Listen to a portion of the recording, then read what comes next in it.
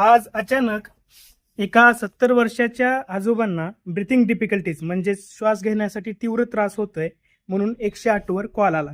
मी आणि आमचे पायलट तानाजी सोनवणे क्षणाचाही विलंब न करता त्या आजोबांजवळ पोहोचलो.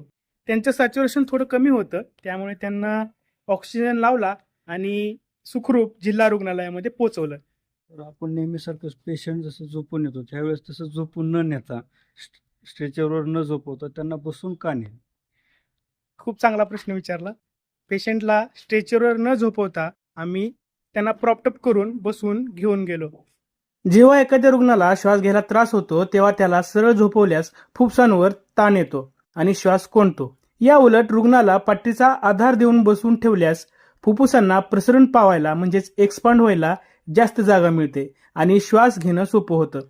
वैद्यकीय भाषेत यालाच ऑर्थोप्निया म्हणतात. त्यामुळे घरात कोणाला श्वास घ्यायला त्रास होत असल्यास त्यांना कधीही फ्लॅट झोपवू नका.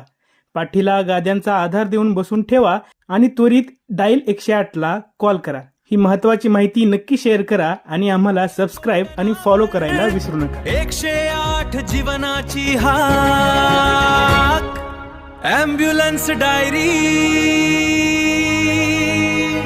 माझी ॲम्ब्युलन्स डायरी.